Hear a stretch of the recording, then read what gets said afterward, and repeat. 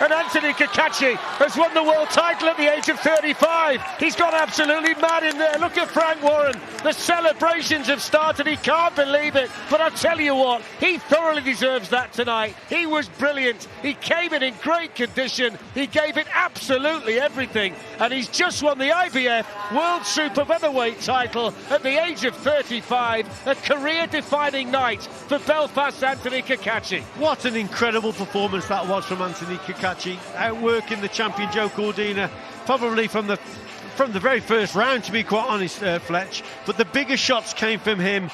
Cordina there, I thought in the last round had recovered slightly, but Anthony Cacace started that last round so well again, and he must have it in his head that he's going to outwork his opponent. Gets up close and whips the shots up and over. Great performance from him. Brilliant sportsmanship. I mean, they've stood there toe-to-toe tonight, and it's been fought in a great spirit. And look at that, two warriors linked together in Joe Cordina's corner on a massive night for Anthony Cacace. Was that the right time for Bob Williams to stop it, Richie? I think so. There'll be obviously Cordina fans that'll be disappointed and say no, it was a bit premature, but I don't think it was. I think Bob Williams is obviously closer to the action than everyone. He sees into the boxer's eyes. He's seen Cacace coming on strong, and he saved Cordina there from a couple of other big shots, no doubt. But let's not take nothing away from Anthony Cacace. There, look at Carl Frampton. He's obviously a big mate. Absolutely. And by the way, he went into the dressing room of Anthony Cacace to speak to him about an hour before he made the ring walk tonight. And there's one Belfast world champion cheering on another here in the Kingdom Arena tonight. Brilliant. Yeah, and he said to me today that Anthony Cacace's record of only the 7 knockouts, it doesn't reflect the punching power that he has got. So, you know, it's incredible, and Carl there was so elated. That's his friend. Cordina was a great champion, he Absolutely. Really was. Yeah. Two real warriors in there, Fletch. And by the way, Richie, whether people complain about the shot on the break, Joe Cordina didn't complain about the shot on the break. He just got on with his job in there and never made a fuss, and that's full credit to him. Yeah, he was a proper champion, wasn't it, at the end of the day? But yeah, it is going to be a talking point, but you can't take nothing away from this man. Tactics again, spot on. Worked at a very high pace, and that was a good performance indeed. Well, he's a man who's had to do things the hard way, deal with disappointment along the way as well. He first went to the boxing club as a 10-year-old because there was nothing else to do in Anderson Town in Belfast.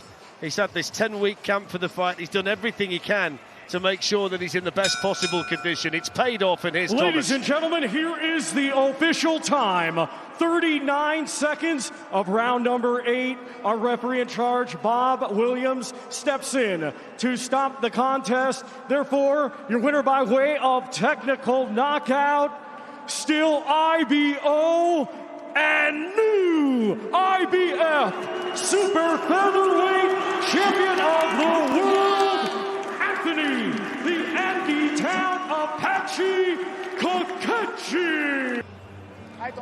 I'm with the champ, I'm with his whole team as well. Obviously very, very excited. Anthony, it's been a tough last several years for you. So many injuries, so many fight pullouts. This must make up for it. Now you have a new shiny IBF belt to go with your IBO title. Yeah, listen, I am in shock. You know, nobody gave me a chance to do this here, and I've come over here confident with Mickey Hawkins, Barry O'Neill, Michael Hawkins Jr., Andy, and Ian Mahoon. We've all done this job. We lads from Andy Town come the whole way over to Saudi Arabia and smash up a champion. Carl Frampton spoke about you earlier in the week. He said, don't look at his knockout record. This guy can punch. You seem to hurt him with everything you landed, to the body, to the head. Did you notice that he was hurt early in the fight? Yeah, listen, Joe is a hell of a competitor. He's an Olympian, 2-time world champion. I give him his dues, but tonight I was hurting him with every single shot. But I have nothing but respect for him, and I would love to run that back. Yeah, and we may well run that back. You said to Frank this day off camera that you want to come back here and fight. Yeah. If you do the rematch, you want it back here in Saudi. Yes, I mean, from here on in, I want to be boxing in Saudi Arabia every time. No more back in the UK. Saudi Arabia is the place. Turkey Al Sheikh, I'd like to say thank you very much for having me. Frank Warren, the best promoter in the world by a long shot, for having me here as well. Simon Legg, the whole team. I want to tell my missus, my wife, Sinead, my kids, Kayla, Ava, and Killian, I love them so much, and I've done this for you.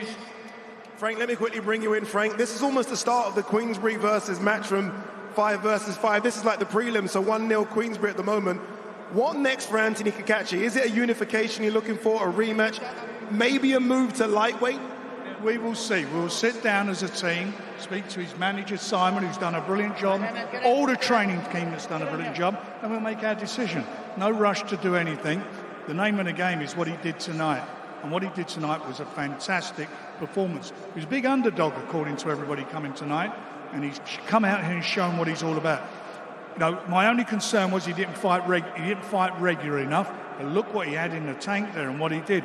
Brilliant shots, read the fight well, he sits in his arms really well, he's hard to hit, and he just done an absolute professional, top quality job. What does it mean, not just to be a fighter at the level of Joe Cordina, but to become a world champion? Well, I was an IBO world champion. Everybody discredits the IBO, but this is a title as well. Albeit it may not be one of these proper legitimate ones, but it's a world title. So I'm not going to discredit that. I was a world champion coming in here, at least according to my kids. And now I'm the IBF world champion. I just want to know, let everybody at Matchroom, Zelfa Barrett and all know, stick that up, but you're right. You thought I didn't give me a chance? Look at me now. I tell you what, none of you are getting a chance.